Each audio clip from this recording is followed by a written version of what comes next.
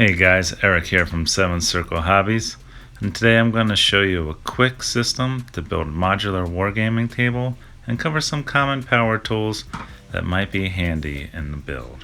The two most common and useful tools are the power drill and the circular saw, and I'll cover the jigsaw here in another video, but that'll be useful for doing MDF bases, and we'll talk about more of that in another video. Okay, here, so I'm just measuring out the board and making sure it's square and true to center. And most of these say they're 24 by 24, but they're really like 23 and 7/8 on each side. So you just have to make sure. Once you do that, it's a simple matter of taking your 2 by 8 and laying it down on top and drawing a line.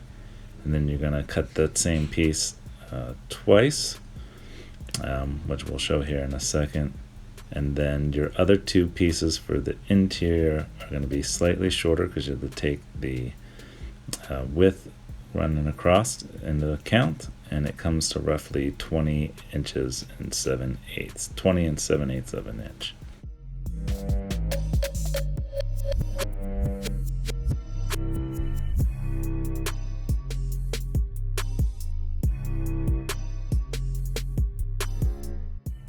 So here you can just see where I'm showing there would be the common overlay there. Just double checking that the interior side is approximately 20 and 7/8 of an inch.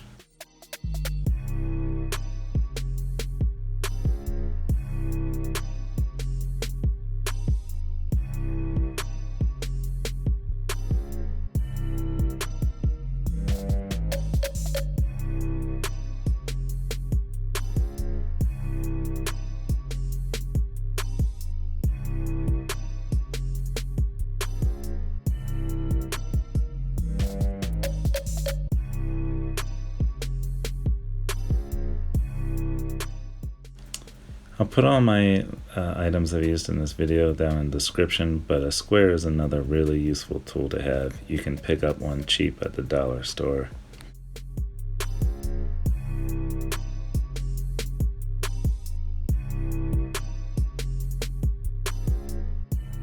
So what I love about Black & Decker is a lot of their stuff is modular like most brands, and they're relatively inexpensive. My wife and I first started out, didn't have any tools at all, and I just needed to get some tools to get the work around the house done. So if you're looking for a good budget tool, you can't beat Black & Decker. Okay, and you can see I put some clamps down.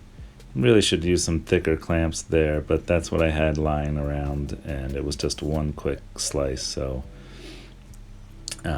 do be careful. Make sure you wear your vision protection as well as a dust mask. You don't want to breathe this stuff in. If you find this video informative, please hit the subscribe and bell notification so you don't miss the next part of this series.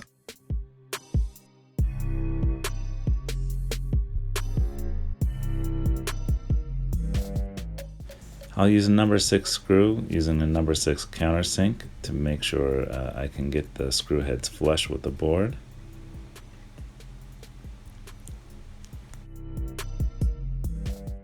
I'm going to use some all-purpose joint compound just to fill in the holes and then sand them down once they are dry.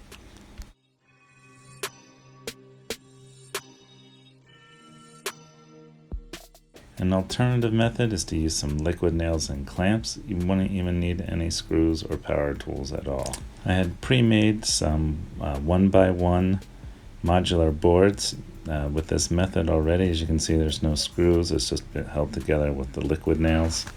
And I plan on building out a Frostgrave table and a couple other things for some games I'm interested in playing soon.